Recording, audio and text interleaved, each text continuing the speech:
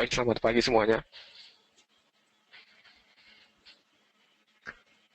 Ada beberapa hal penting nih Pak Isan terkait dengan arah kebijakan fundamental dan makroekonomi dari pengambil kebijakan ekonomi di semua negara dunia ini, terutama terhubung dengan rencana Amerika Serikat yang sudah digadang-gadang dari akhir tahun 2014 akan kenaikan tingkat suku bunga ya. Beberapa negara sudah mengalami kepanikan dengan menaikkan tingkat suku bunga acuan bank sentral. Namun ternyata skenario China pada saat memangkas suku bunga acuan bank sentral ini menjadi sebuah eh, pandangan dan wawasan baru dari semua pengambil kebijakan ekonomi negara yang ingin negaranya mencapai sebuah pertumbuhan ekonomi yang positif ya. Sehingga eh, tagline ataupun hot topic kemudian ini adalah kebijakan penyesuaian suku bunga dari bank sentral negara lain yang akan mengikuti langkah Cina dengan memangkas tingkat suku bunga dengan mematok tingkat suku bunga rendah dengan maksud tujuan memberikan penyaluran kredit perbankan membantu dunia bisnis dan dunia ekonomi. Nah, ini yang menjadi sebuah tekanan balik terhadap skenario naiknya tingkat suku bunga yang kita pahami selama ini akan menaikkan tingkat suku bunga. Selain menaikkan tingkat suku bunga akan meningkatkan mata uang negara tersebut. Ternyata dengan menurunkan tingkat suku bunga, sebenarnya itu lebih praktis untuk meningkatkan ketangguhan sebuah ekonomi secara makro dan mikro, serta menguatkan struktur modal dari negara tersebut yang ingin lepas dari kebijakan pinjaman luar negeri. Oleh karena itu, kita lihat nanti apakah di Asia Pasifik termasuk di Indonesia, Bank Sentral Indonesia (BI) akan menyesuaikan suku bunga dari acuan sekarang 7,5% turun ke bawah atau malah meningkatkan sampai ke 8,25%.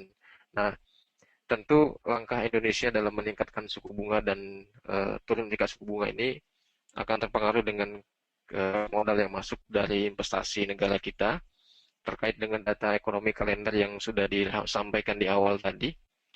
Saya lebih sifatnya ingin membaca data global, keamanan arah kebijakan China dan strategi Amerika Serikat dalam mengimbangi arus modal yang diluncurkan oleh China untuk negara-negara yang ingin melepaskan cengkraman dolar dari negara tersebut. Sehingga eh, Pak Isan sampai dimasuki kuartal kedua 2015 ini, Amerika Serikat sekarang berusaha untuk tidak mendominasi dari sisi mata uang penguatannya ya. Sehingga ada reaksi penguatan dari negara lain, apakah itu dikarenakan uh, mengendornya strategi Amerika Serikat dalam uh, menahan laju penguatan mata uang lain selain mata uang dolar, atau memang Amerika Serikat sengaja ingin melemahkan mata uangnya untuk uh, melakukan strategi ekspansi setelah berhasil mengakuisisi banyak perusahaan-perusahaan yang memiliki sumber daya alam dan negara-negara yang meminjam mata uang US dollar sebagai pinjaman modal negaranya ya. Jadi kita lihat dulu dari MetaTrader.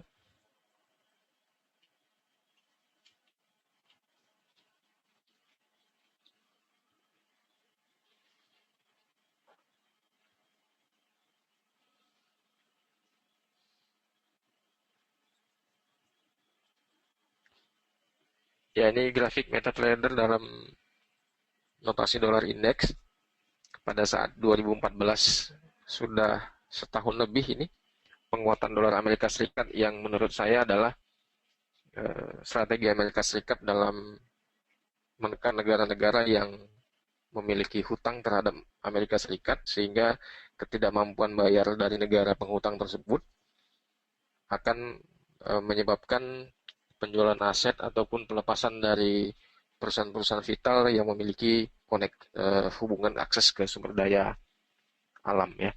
Sehingga pada saat keberhasilan indeks dolar performanya itu secara global di angka 100,50, saatnya modal yang sudah dia tanamkan di negara-negara yang eh, menjadi target tujuan dari investasi bisnis dari modal Amerika Serikat ini, dengan langkah selanjutnya adalah pengembangan dan ekspansi dengan hasil produksi dari modal yang ditanamkan itu dengan harga yang lebih kompetitif ya, dengan persaingan global yang juga Cina turut andil dalam kancah ekonomi global. Jadi sekarang pemain global besar di dunia ini adalah Cina, Amerika Serikat, India, Pakistan, kemudian Arab Saudi juga ingin tampil juga dalam kancah perekonomian dunia, Kanada dan Australia. Nah, itu yang menjadi sebuah tekanan-tekanan apakah Amerika Serikat penguatan mata uang dolarnya ini akan berakhir sampai di sini atau mengalami penguatan kembali. Mari kita lihat dulu apa yang terjadi dengan mata uang New Zealand setelah penguatan di angka 0,7700, kemudian mengalami penurunan sampai di 0,74 dalam satu pekan terakhir.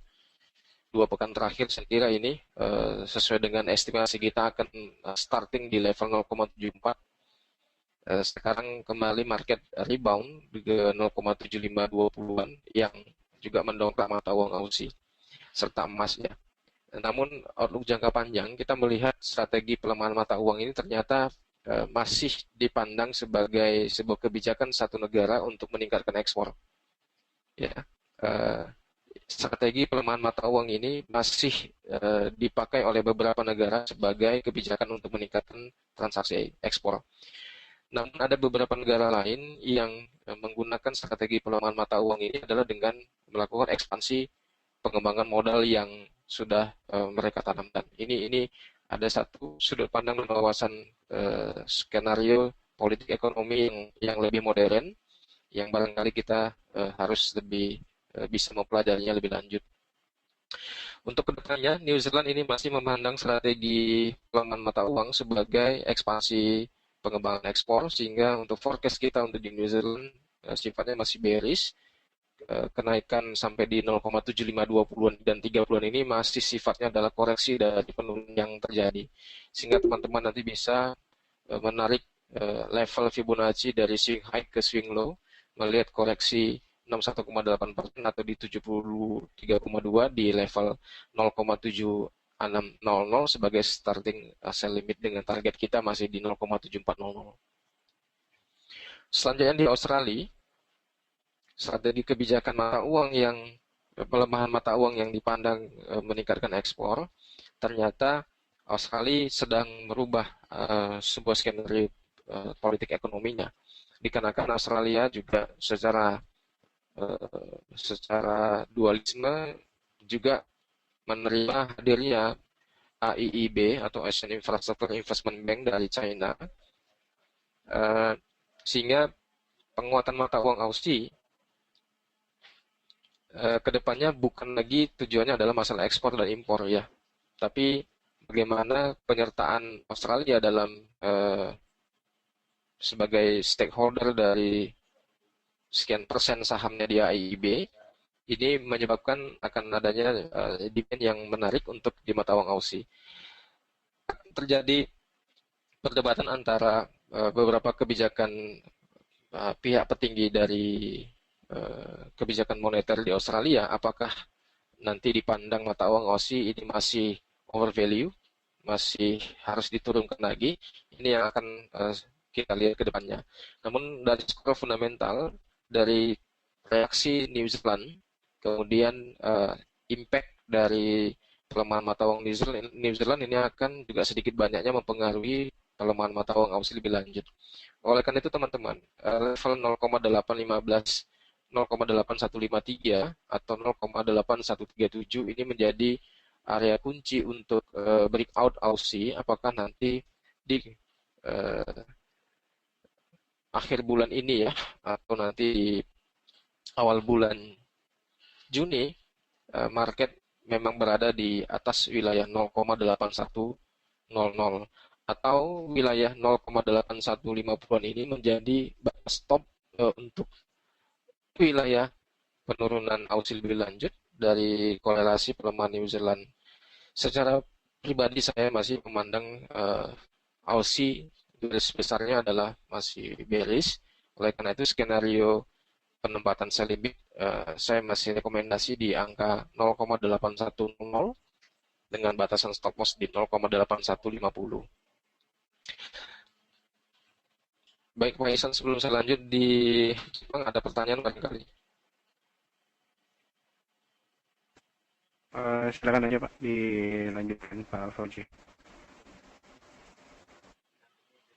Oke, dari penguatan mata uang New Zealand, penguatan mata uang Aussie, kemudian pelemahan mata uang New Zealand, tidak terjadi hal yang sama dengan mata uang Jepang atau yen. Apakah dia menguat atau melemah? Bahkan terbaca sekali wilayah yang flat di rentang 120 dan 118,60-an.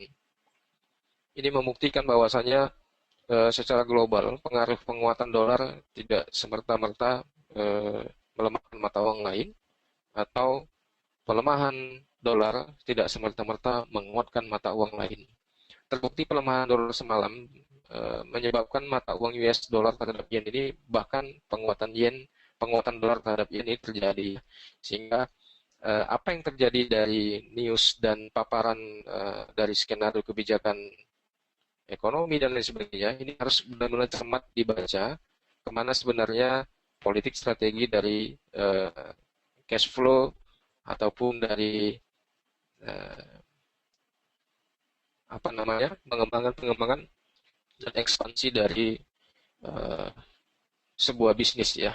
Sehingga saya melihat dari apa yang dilakukan Kuroda dan Shinzo Abe untuk ekonomi Jepang, ini sebenarnya adalah mendukung dari kebijakan ekonomi Amerika Serikat yang tanda kutip Jepang ini sebagai proksi dari Amerika Serikat mengimbangi penguatan ekonomi Korea Utara dan Taiwan. Sehingga boleh kita katakan jika nanti ada situasi perkembangan yang positif terhadap Korea Utara ataupun ada kebijakan-kebijakan yang sifatnya adalah agresif dalam melakukan sikap dan komentar dari kebijakan Amerika Serikat dari Korea Utara, ini Jepang akan bertindak dengan melemahkan mata uangnya ya. Sehingga boleh kita katakan ini sudah masuk ke zona wilayah currency war dan politik ekonomi dan perang ekonomi. Secara umum, saya masih melihat tidak ada perubahan yang diambil oleh Kuroda ataupun Shinzo Abe dalam skenario mata uang USDN. Sehingga dengan target di 118,60-an dan 50-an menjadi incaran wilayah buyback lagi untuk beli dolar dan sell USDN. Sell yen ya, berarti kita posisinya adalah long USDN dengan target 120 dan 122 kembali. Dengan batasan selepas di 118,00 adalah wilayah yang menjadi kunci penentu break support zone dari USDN. Ini penawaran yang menarik bagi teman-teman semua untuk melihat potensi pelemahan yen yang akan terjadi secara signifikan dan tiba-tiba mengejutkan banyak pihak. Baik, masuklah kita ke logam mulia dulu sebelum kebahasan ke Uni Eropa. Potensi kenaikan yang sudah terbaca jelas dari breakout MA200 saya kira nih di time frame daily yang garis berwarna biru memberikan sebuah pandangan yang positif dan optimisme terhadap logam mulia ya. Selamat teman-teman yang sudah mempertahankan posisi buy emas dari sejak level 100 1175 1185 ya, sehingga harga yang dinanti kembali 1140-an dan 1150-an itu apakah dia jemput lagi atau tidak, saya kira ini hanya penantian panjang yang harus dilakukan setelah tidak melakukan investasi di emas. Kenapa demikian? Apa yang saya sampaikan di akhir 2014 ini sudah terbaca jelas bahwasanya emas masih merupakan sebuah eh, aset, ya, aset yang tidak berubah sudut pandang dan persepsinya, kecuali nanti Amerika Serikat berhasil memasarkan uang digital, apakah itu dalam bentuk kartu ataupun dalam bentuk digital dengan uh, meluasnya konsep Bitcoin yang menjadi uang digital khusus di emas, ya. Selama Bitcoin ataupun uang digital dan lain sebagainya tidak memasuki lini-lini ekonomi negara-negara yang vital seperti China, Australia, Indonesia, kemudian Malaysia, Vietnam, selama uang digital itu belum menjadi populer di negara-negara tersebut, saya kira emas masih menjadi primadona dan akan masih menjadi sebuah aset safe haven. Untuk skenario trading di emas, saya kira teman-teman semua masih bisa memperhatikan.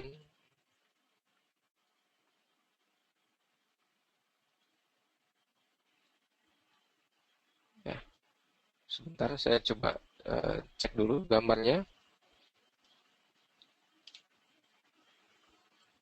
dengan menarik garis trendline dari uh,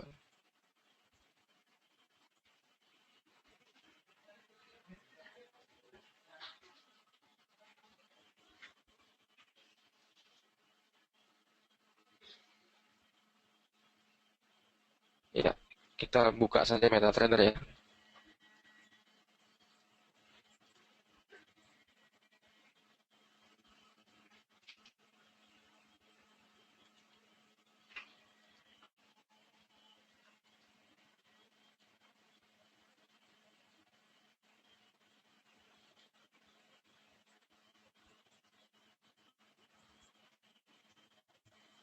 Sebentar Pak Isan.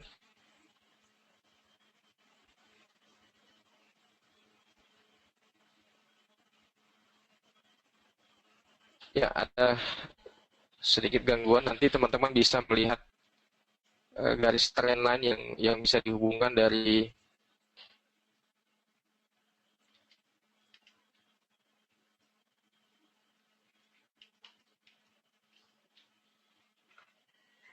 wilayah support ini, ya. Di wilayah support ini untuk menarik presisi harga terbaik, posisi buy limit, tentunya dengan breakout sampai di 1220-an ini, incaran wilayah koreksi di 1200 untuk posisi buyback lagi. Ya, karena wilayah 1187 dengan estimasi kita di kuartal kedua 2015 ini sudah dia capai, target 1230 menjadi ekstensi untuk kuartal kedua 2015 ini, ya. Jadi kotak Q215 yang saya gambar ini menjadi trading area sampai di kuartal kedua ini, ya. Ternyata wilayah 1185 yang menjadi wilayah pivot atau di 1187 sudah dia tinggalkan. Untuk ekstensi target emas adalah di 1230. Bagi teman-teman yang ingin melakukan short selling di emas, rekomendasi kita adalah di 1230 atau di 1234,56 per troy ounce, ya. Boleh bisa diingat 1234,56. Untuk selanjutnya di kuartal ketiga 2015, incaran harga tengah 1.200 masih menjadi sebuah incaran. Ini masih jauh lagi, tentu 3 bulan dari sekarang, kurang lebih di Agustus atau di September, ya. Dan memasuki Oktober, November, dan Desember, ini fluktuasi emas akan sangat besar sekali, sehingga rekomendasi kita untuk ke depan setelah semester kedua 2015 ini dia lewati, akan kita analisa ulang kembali apakah emas bertengger kembali di angka 1.200 atau terus melampaui wilayah 1.250, bahkan kembali di angka 1.300. Ya, Pak Dwi.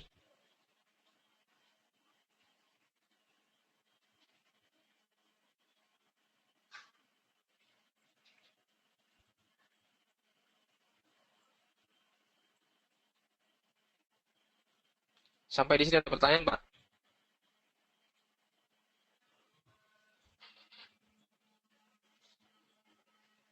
Pak, dilanjutkan saja, Pak. Oke.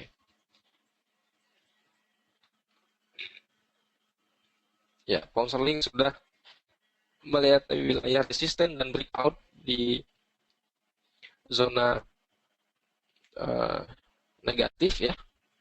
Bahkan ada komentar dari McCartney yang teman-teman bisa baca dari Monex Daily Report. Tentu posisi negatif yang menjadi ekspektasi semua analis ini eh, tertahan ya, atau menjadi gagal dikarenakan breakout ini akan menjadi sebuah eh, reaksi pasar dalam komentar McCartney yang menyatakan ada jika kenaikan suku bunga pada tahun depan ini dimungkinkan, ini semua itu terjadi pada evolusi ekonomi. Nah, apa yang terjadi di GBP USD ini boleh saya simpulkan adalah situasi yang disikapi oleh trader dan spekulan dengan melakukan buy on rumors dan sell on fact. Ya, buy on rumors, sell on fact ini maksudnya ketika rumor Amerika Serikat akan menaikkan tingkat suku bunga, maka akan terjadi laju inflasi dan tekanan yang cukup tinggi dari kapitalisasi modal bisnis di Amerika Serikat. Tentunya ini akan mendongkrak inflasi dan menambah pengangguran, di mana pengangguran di Amerika Serikat ini angkanya kemarin bagus sekali di 5,7% kalau tidak salah. Performa dari angka tenaga kerja yang baik, kemudian manufaktur yang baik, sudah saatnya Amerika Serikat memutuskan tingkat suku bunga naik, tentu akan membuat sentimen bisnis dan industri sedikit terpukul dengan kebijakan kenaikan tingkat suku bunga. Tentu reaksi publik sebelum benar-benar suku bunga itu dinaikkan, posisinya adalah sell dolar ya. Posisinya adalah sell dolar. Dan ketika nanti pada saat pengumuman tingkat suku bunga itu yang kemungkinan diprediksi akan terjadi di bulan Juni nanti, memasuki akhir kuartal kedua, memasuki kuartal ketiga, situasi akan berubah dengan sangat drastis. Apakah nanti dolar kembali mengalami penguat dan melemah? Kita belum tahu akan hal itu. Yang jelas, situasi di pound sterling ini adalah uh, anomali yang terjadi dengan situasi buy on fact, buy on rumors, sell on fact ya. Sehingga untuk peningkatan mata uang pound sterling dengan tanpa ada arus tahanan lebih lanjut, ini targetnya akan menuju ke 1.6040-an. Ya, 1.0640-an selama tidak ada pola-pola breakout atau reversal di time frame daily. Ya, teman-teman ingat semua, selama belum ada formasi reversal candle atau bearish engulfing dari daily time frame ya. Sehingga target kenaikan GBP yang secara konsisten ini akan menyentuh wilayah 1.6040-an. Secara umum saya melihat untuk netral price pada saat gonjang-ganjing politik keuangan suku bunga di Amerika Serikat serta isu-isu lain, saya masih melihat untuk GBP angka tengahnya adalah di 1.52. Oleh karena itu tetap waspada dan bijaksana dalam memutuskan transaksi di GBP dengan memperhatikan range daily yang cukup besar dan volatilitas yang tinggi. Selanjutnya di Euro, formasi double top terbentuk dengan baik di wilayah 1.1370-an atau di 1.1400. Ini adalah wilayah topping yang menjadi forecast kita di tahun 2014. Lebih lanjut, saya masih melihat akan ada sebuah risiko-risiko lain dari beberapa negara Uni Eropa. Ya, kecemburuan dari beberapa negara Eropa, dari kebijakan Jerman dan Perancis yang mensupport Yunani, ini juga akan menciptakan sebuah kesenjangan dan kecemburuan dari negara lain. Sehingga retaknya hubungan dan ekonomi dari ekonomi Uni Eropa ini menjadi sebuah risiko yang bisa menjadi peluang di mata investor ya. Ada celah di situ dari intrik dan situasi memanasnya di Uni Eropa. Ada satu tingkat resiko yang tidak terbaca dari investor di situ dikarenakan investor masih dominasinya membaca dari bantuan terhadap Yunani ya, sehingga pandangannya adalah situasi di Uni Eropa ini menjadi aman begitu ya. Teman-teman semua nanti bisa lihat di Money Report di halaman 2 di bagian kebijakan Uni Eropa dan ECB yang menceriakan bursa Eropa, di mana kebijakan dari bea masuk imbalan atau anti-dumping policy dari Uni Eropa ini dan komitmen ECB pada program stimulus masif untuk zona Eropa. Nah, ini adalah sebuah angin segar yang dihembuskan oleh Uni Eropa dan ECB untuk meredam dari kecemburuan negara lain yang tidak mendapat stimulus yang sama dari apa yang dilakukan Uni Eropa dan ECB. Sehingga sebenarnya di situ ada celah dan peluang yang dilihat oleh Cina dan Rusia terhadap kemungkinan-kemungkinan negara lain juga akan melakukan tindakan yang sama terhadap Yunani. Maksudnya, Cina dan Rusia sangat berharap ada negara Uni Eropa yang secara sepihak meminjam terhadap Rusia dan Cina. Ini menjadi sebuah peluang masuknya Cina dalam menyalurkan investasi dan modalnya kepada Uni Eropa, dan Uni Eropa secara perlahan-lahan mulai teracuni dengan darah dari Cina dan Rusia. Maksudnya begitu ya. Sehingga potensi-potensi risiko ini sebenarnya sudah terbaca oleh para ahli yang melihat kemungkinan untuk euro ini angka paritas normal di 1,1 atau 1,06 ini menjadi masih incaran-incaran dari para traders yang sudah mendapat informasi ini lebih dahulu. Oleh karena itu rekomendasi untuk di euro saya sampaikan sekali lagi. Pertama dari teknikal, formasi double top sudah terbentuk di 1,1373. Kemudian ada posisi upper Bollinger Band di 1,1469 dan breakout di 1,1545 menjadi kunci resisten untuk batasan stop loss posisi short selling. Mari kita lihat dulu di MetaTrader. Ya, ini di time frame daily formasi breakout sudah sempurna. Kemudian di time frame monthly juga wilayah 1,05 ini menjadi wilayah bounce back untuk euro yang sudah cukup lama mengalami pelemahan. Ya, incaran wilayah target pertama ya, pada saat breakout sudah tercapai. Sekarang konsolidasi di wilayah 1,15, 1,1500 ya, ini konsolidasi. Tentunya penembusan wilayah resistensi di 1,153-an ini ya, ini menjadikan penanda bahwasanya publik dan spekulator ini sudah berubah persepsi dari pelemahan euro selama ini. Penempatan posisi dan demand buy euro lebih cenderung kuat. Namun dari teknikal, level breakout yang terjadi sejak di wilayah 1,1046 ini bisa kita ukur dengan melakukan penarikan garis Fibonacci dengan konsep terbalik ya, begini. Target di 161,8% sudah dia capai sempurna, dan tentunya untuk ekstensi kenaikan euro ini lebih lanjut di 1,20021. Nah, tentunya di sini akan terjadi supply dan demand yang akan menjadi perubahan-perubahan lebih lanjut. Tentunya untuk 1 bulan ini jika euro kembali berada di bertengger di dalam range area 1,140 dan 1,1130 ini akan menyebabkan potensi double top ini sempurna untuk di cross-selling. Di time frame 4 jam euro sedang berusaha untuk melakukan penembusan lebih lanjut melewati wilayah 1,1444.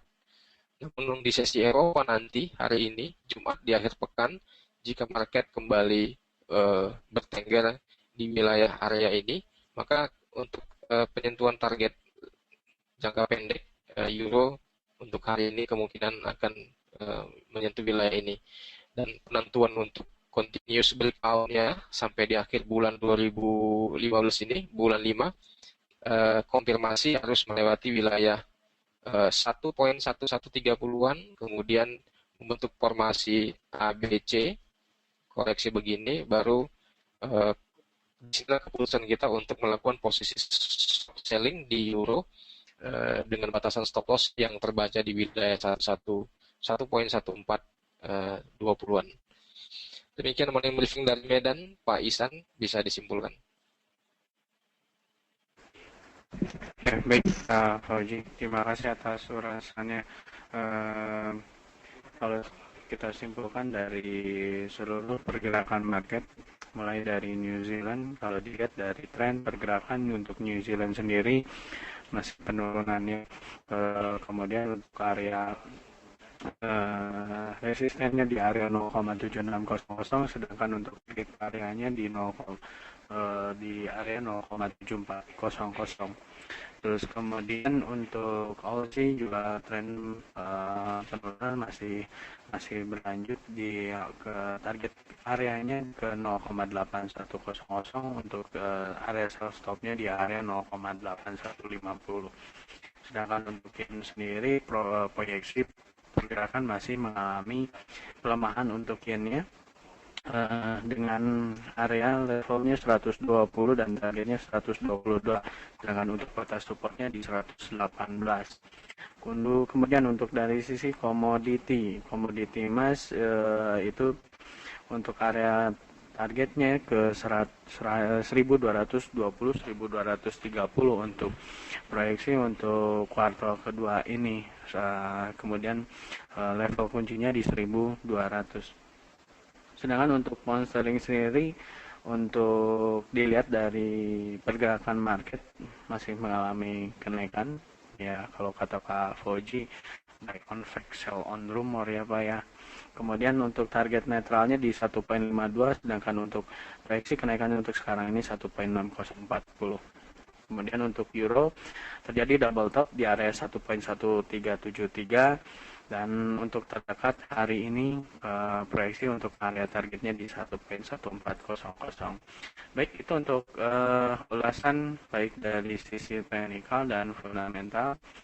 Terima kasih Pak Fauji telah memberikan informasi untuk sesi morning briefing pagi ini, dan terima kasih juga untuk rekan-rekan sekalian yang telah mengikuti morning briefing pagi ini. Segala informasi yang kami berikan itu hanya sebagai informasi saja, namun kita berusaha menyajikan informasi yang terbaik. Hanya saja informasi tersebut bukan menjadi suatu keputusan dalam bertransaksi. Terima kasih, selamat pagi dan selamat beraktivitas.